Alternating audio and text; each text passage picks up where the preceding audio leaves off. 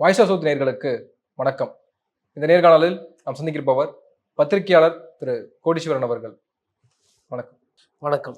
இப்போ தமிழ்நாட்டில் பார்த்தோம்னா, திடீர்னென்று அமைச்சர் ரகுபதி வந்து அதிமுகவில் ஒரு பிளவு ஏற்பட போகுது. அதில் செங்கோட்டையின் மூலமாக ஏற்படலாம், அல்லது வேலுமணி அவர்னால ஏற்படலாம் அப்படின்னு சொல்றாரு.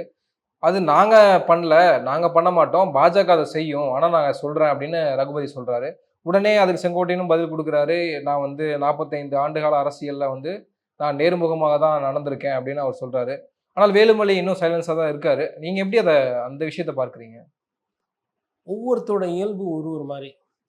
பொதுவாக செங்கோட்டையன் அவர்களை பொறுத்தவரையிலும் பார்த்தீங்கன்னா, அதிமுக மூத்த நிர்வாகிகள் செங்கோட்டையன், செம்மலை எடுத்துக்கோங்க, மதுசூதனன் எடுத்துக்கோங்க. அதாவது ஒரு சில தலைவர்கள் வந்து நான் இப்படி தான் நேரான அரசியல் தான் பண்ணுவேன் அப்படின்ற மாதிரி சொல்லுவாங்க. ஐயா திரு எஸ்பி வேலுமணியை பொறுத்தவரையிலும் கொஞ்சம் அந்த ஒரு சிலத்தில் மௌனமாக இருந்து அரசியல் தன்மை பண்ணக்கூடியவர். ஆர்பி விஜயகுமார் எடுத்திங்கன்னா, ஒரு காலத்தில் அவர் தான் வந்து ஓபிஎஸ்ஸை வந்து சிங்கம் அது இது எல்லாம் சொல்லிட்டு நாங்கள் வந்து விடமாட்டோம் ஐயா ஓபிஎஸ்லாம் சொல்லிட்டு அப்புறமா பார்த்தா ஐயா இபிஎஸ்னு வந்துட்டார். ஒவ்வொருத்தரோட நிலைப்பாடு. இப்போ எஸ்பி வேலுமணி அவர்களை பொறுத்தவரையிலும் வந்து அது வெளிப்படையாக சொல்ல மாட்டேன்றாரு. இல்லை இதெல்லாம் வந்து நீங்கள் இந்த மாதிரி பேச்செல்லாம் பேசக்கூடாது, இது வந்து தூக்கத்துலேயும் நடக்காது அப்படின்னு எதனா ஒரு வாக்குறுதி சொல்லிட்டா ஐயா ரகுபதி போன்ற அமைச்சர்கள் இது மாதிரி பேச மாட்டாங்க. வழக்கமாக இது மாதிரி விஷயங்கள் வந்து எல்லாரும் கொளுத்தி போடுறது தானே. இப்போது கெஜ்ரிவால் அவர்கள் வந்து பாயிண்ட்டாக கரெக்டாக கொளுத்தி போட்டிருக்காரு, அதனால் அதை எடுக்கிறது பிரச்சனை. பட் இங்கே வந்து சும்மா அப்படியே திரிய கொளுத்தி போட்டு போடுறது. ஜூன் 4க்கு பிறகு அதிமுக பிளவுபடுவதற்கான வாய்ப்புகள் இருக்கு. அதாவதுங்க, ஜூன் 4க்கு பின்னாடி அதிமுக வந்து வாக்குகள் வாங்கலைன்னா எடப்பாடி பழனிசாமி அவர்களோட தலைமை மீது விமர்சனம் வரும், தலைமையின் மீது கேள்விக்குறி வரும். என்ன இவ்வளோ ஓட்டு கூட வாங்கலையே அப்படின்னு. ஒருவேளை ஓட்டு கூட வாங்கிட்டா பிரச்சனை இருக்காது. இல்லை ஒரு 2-3 சீட்டு அதிமுக ஜெயிச்சிச்சுன்னா யாரும் எதுவும் கேள்வி கேட்க மாட்டாங்க. தோத்தாலுமே கூட 9 தேர்தலில் தோல்வி கண்ட ஐயா எடப்பாடி பழனிசாமின்னு சொல்லிட்டு விமர்சனம் தான் ஆளாக தவிர்த்து இமீடியட்டாக வந்து கட்சியை உடைக்கிற மாதிரி. இப்போ நீங்கள் ஒரு வாதத்துக்கு சொல்லுவோம், இப்போ ஐயா ரகுபதி வந்து அவரோட கருத்து சொல்கிறாரு, அவரோட கருத்துன்றது தாண்டி அதில் அரசியல் இருக்குது.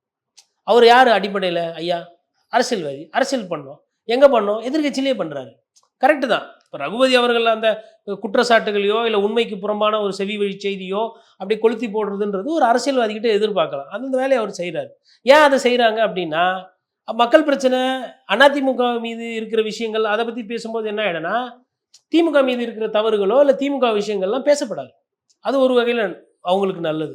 இரண்டாவது, அதிமுகவை பலப்படுத்துறதுக்கு அது உதவும், அதுவும் சாத்தியக்கூறுகள். அது 2வது போனஸ். 3வது, ரகுபதி அவர்கள் செய்தியில் இருப்பார், அது அவருக்கு சொந்த லாபம். வழக்கமாக இந்த மாதிரி கருத்துக்கள் யார் பேசுவா? டிஆர் பாலு பேசுவாங்க, துரைமுருகன் பேசுவாங்க, நேரு பேசுவாங்க, மூத்த நிர்வாகிகள் பேசுவாங்க. இவரும் ஒரு மூத்த நிர்வாகிகள். ஆனால் இந்த மாதிரி பேசும்போது என்ன, அவரும் அவரோட பொசிஷன். அப்போ இந்த மாதிரி லாபங்கள்லாம் இருக்குது ஐயாவுக்கு, அதனால் அவர் பேசுகிறார். பட் அடிப்படையில் என்ன இதோட தாக்கம் எப்படி இருக்கும்னு பார்த்தீங்கன்னா, ரொம்ப மோசமான ஒரு நிலைமைக்கு போகிறாரு எடப்பாடி பழனிசாமி, வாக்குகள் வருதுன்னா கண்டிப்பாக. அதுவும் இதெல்லாம் ஏன் சொல்கிறாங்கன்னா, பிஜேபின்ற ஒரு கட்சி இப்பொழுது நடக்கின்ற அந்த சூழ்நிலையை வச்சு தான் சொல்கிறாங்க. இதற்கு முன்னாடி யாரும் அதிமுக பொறுத்த வரைக்கும் 2 அணிகள் இருக்கு. அதாவது எடப்பாடி அணி, 4 அணிகள். நீங்க கரெக்டா பாத்தீங்கன்னா ஏன் குறைக்கிறீங்க? சசிகலா அவர்கள் இருக்கிறாங்க, இவங்களெல்லாம் உருவாக்கியவர்கள் சின்னத்தாயி சின்னம்மா அவர்கள். இவங்க தான் சொன்னாங்க, ஒழுங்கா அவங்க பாட்டு கௌரவமாக வீட்டில் இருந்தவங்களை கூட்டின்னு வந்து சின்னம்மா நீங்கள் தான் எல்லாமே தியாக தெளிவின்னு சொல்லிட்டு ஜெயிலுக்கு வரலாம் அனுப்பிச்சி விட்டாங்க. 2வது டிடிவி தினகரன் அவர்கள், அவரை வந்து அவர் என்ன தெரியுமா, எப்படி தெரியுமா, ஆர்கே நகரில் கீச்சாருன்னு சொல்லி சின்னத்தையே இல்லாமல் பண்ணி விட்டாங்க.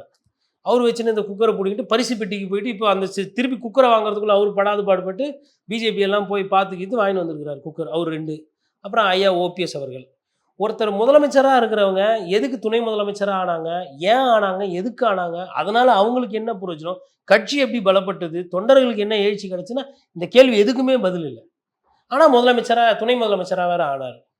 இன்றைக்கி நிலைமையில் என்னன்னு பார்த்தா, அவரே கட்சியில் இல்லை, வேட்டி கட்டக்கூடாது, கட்சி அலுவலகத்துக்கு வராது, கையெழுத்து போடக்கூடாது, சிக்கல்ன்ற அளவுக்கு அவர் நிலைமை ஆகிப்போச்சு. சரி, சண்டை போட்டிங்க, பிரிஞ்சிங்க, எல்லாம் பண்ணிங்க. எல்லா தேர்தலையுமா தோக்குறது ஒரு கட்சி? 4 வருஷம் ஆட்சி ஆண்டிங்க, ரைட்டு, அது வரலாம் சந்தோஷம். அதுக்கப்புறம் வந்த எல்லா தேர்தலையும் தொடர் தோல்வி, வாக்கு விகிதாச்சாரம் தொடர்ந்து சரிஞ்சுக்கிட்டே போகுது. அப்போ அந்த ஒரு கேள்வி வரும் தானே, அது ஒரு நியாயமான கேள்வி தானே. உங்களை நம்பி இவ்வளோ பேர் வந்திருக்கிறாங்க, இவ்வளோ கட்சிக்கு. அதற்கு காரணம் என்ன? திமுகவா, பாஜகவா, இல்லை அது அவங்களுடைய குற்றச்சாட்டு தான், அவங்க மேலே சொல்லிக்க வேண்டுமா? இதற்கு முழு காரணம் வந்து பேராசை. நான் ஒண்டி ஆளாக இருக்கணும், நான் ஒண்டி எல்லா டெண்டரும் எடுத்துன்னு போகணும், நான் ஒண்டி பொறுப்பில் இருக்கணும். இதுதான் கம்யூனிஸ்ட் கட்சியில் இந்த மாதிரி பிரச்சனைலாம் வருதா? அவங்கள்தான் வேற மாதிரி பிரச்சனை வரும்.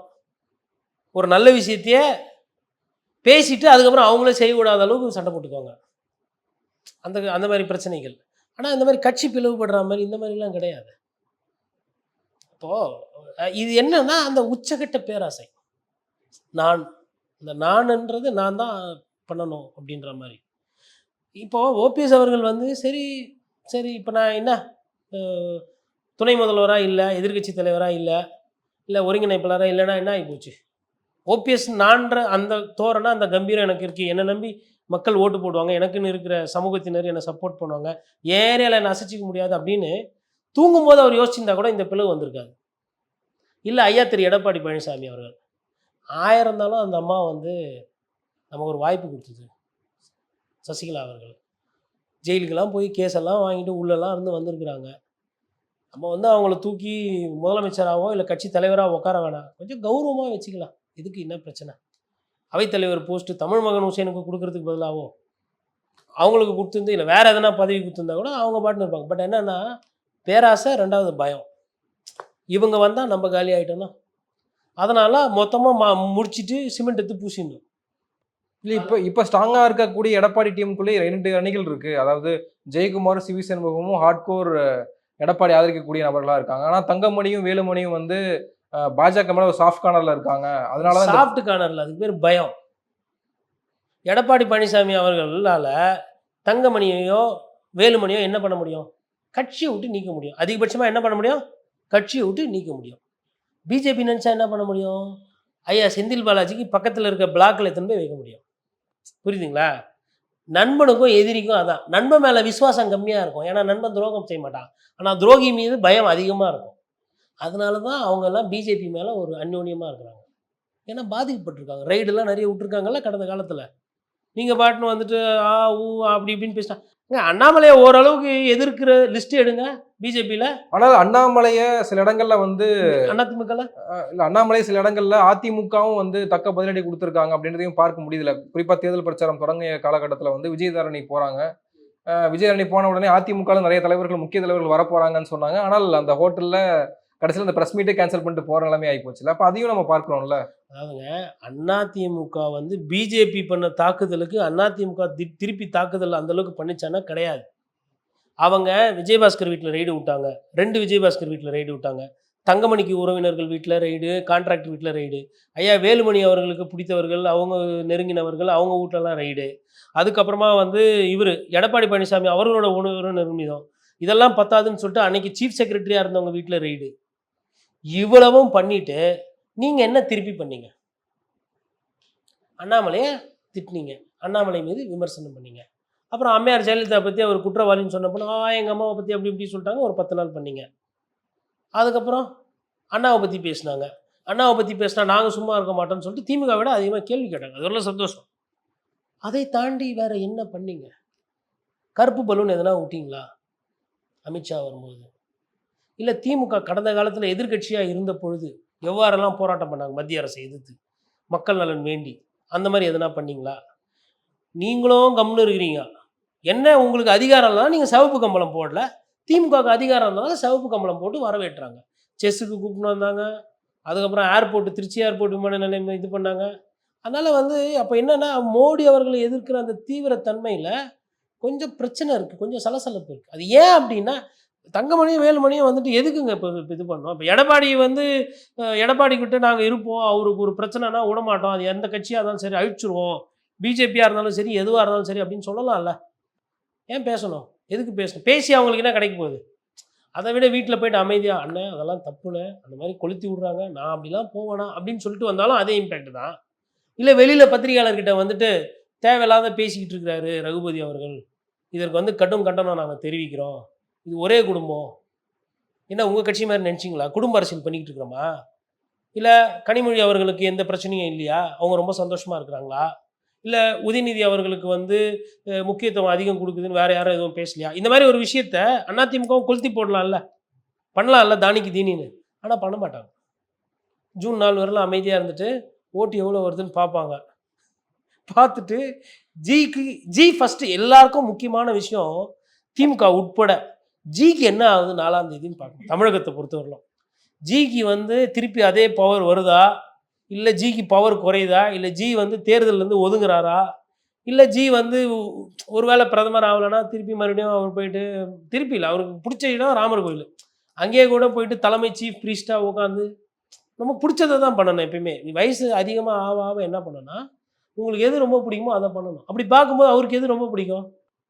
ராமருக்கு பூஜை பண்ணுறது, பூக்கு அலங்காரம் பண்ணுறது, கங்காதேவிக்கு ஆற்றுக்கு தீபாதனம் காட்டுறது, இது மாதிரி நிறைய வேலை இருக்குது. அவர் வேலை இல்லாமலாம் இருக்கு. அந்த மாதிரி எதனா பண்ண போகிறாரா அப்படின்னா இவங்க பார்த்துக்கிட்டு இருப்பாங்க. இந்த விஷயத்தில் திமுக தலைவர் ஸ்டாலினும் சரி, எடப்பாடி பழனிசாமி அவர்களும் 2 கண்ணையும் நல்லா திறந்து வச்சு பார்த்துட்டு ஃபஸ்ட்டு வந்து ஜிக்கு என்ன ஆக போகுது, ஐயா மோடிஜிக்கும் அமித்ஷாஜிக்கும் என்ன ஆகுது, அது முடிஞ்சதுக்கப்புறம் தான் இவங்க வருவாங்க. அதுக்கு நடுவில் இந்த மாதிரி இந்த தீபாவளி பட்டாசு மாதிரி இங்கேருந்து ஒன்று தூக்கி அங்கே போடுவாங்க, அங்கேருந்து ஒன்று தூக்கி போடுவாங்க. அது நம்ம வந்து அதை ரொம்ப யூகிக்கலாம் வேணாம். ஜியோட கதை முடிஞ்ச உடனே தான் ஐயா தங்கமணி என்ன பண்ண போகிறாரு, ஐயா வேலுமணி என்ன பண்ண போகிறாரு. ஏன் நான் கேட்குறேன், இப்போ அதிமுகவில் ஒண்டி தான் பிளவு வருமா, திமுகவில் பிளவு வராதா?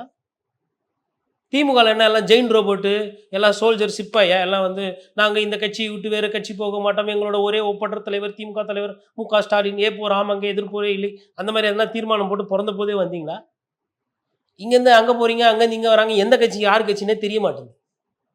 பொதுமக்களுக்கு நிறைய இடத்துல கன்ஃபியூஸ் ஆயிடுறாங்க. இப்போ தங்கத்தமிழ்ச்செல்வன் நிலைமை என்ன, உதயசூரியனுக்கு ஓட்டு கேட்டுட்டு இருக்காரு. கருத்து தெரிஞ்ச நாள்லேருந்து ரெட்டலை ரெட்டலை ரெட்டலைன்னு அடித்தொண்டையிலேருந்து கத்தனவர் இன்னைக்கு உதயசூரியனுக்கு ஓட்டு கேட்குறாரு. இதானே இயல்பு. அதனால் ஜூன் 4 வரல இந்த மாதிரி பேசுவாங்க தவிர்த்து மற்றபடி இந்த பிளவாயிடும் அதாயிடும் அதெல்லாம் ஆகாது. ஜியோட முடிவில் தான் இருக்குது எல்லாமே. ஜி முடிவு பண்ணுவார், எதை பழக்கணும், எதை உடைக்கணும், எதை உருவாக்கணும், எதை உருட்டணும்னா ஜி தான் முடிவு பண்ணுவார். இவங்களுக்கு அந்த அளவுக்கு இல்லை. அதனால் இந்த ஜியோட கதை தெரிஞ்சதுக்கப்புறம் தான் அடுத்த நகர்வுகள் தமிழ்நாட்டில் ஜூன் 4க்கு மேலே நடக்கும். அது வரலாம் வந்து இந்த மாதிரி ஐயா ரகுபதிலாம் நம்மளை இந்த மாதிரி சொல்லுவார், அண்ணன் செல்லூர் ராஜு என்டர்டெயின் பண்ணுவார், ஆர்வி உதயகுமார் எதனா என்டர்டெயின் பண்ணுவார், ஜெயக்குமார் சார் அவர் டெய்லி எதனா ஒரு கருத்து சொல்லுவார். அப்படியே ஜாலியாக போவோம் ஜூன் 4 வரும். இல்லைனா அப்போ செய்தி என்ன பண்ணுவீங்க, கேள்வி எதாவது வேணும் இல்லைங்களா? அதனால் அது நம்மளும் இல்லைன்னா நமக்கு வேறு 45 நாள் 2 மாதம் கொடுத்துட்டாங்க தேர்தல் வேறு, அது வேறு மிஷினை மாத்திரன்றாங்க, நம்பர் அமுகிறன்றாங்க, எது அமுகினாலும் தாமரைக்கு போகுதுன்றாங்க. அது நடுவில் இதெல்லாம் கொஞ்சம் வரும். நன்றி, பொறுத்திருந்து பார்ப்போம் எப்படி இருக்குன்னு. நிறைய விஷயங்களை பகிர்ந்துக்கிட்டீங்க. உங்கள் நேரத்துக்கு மிக்க நன்றி. நன்றி.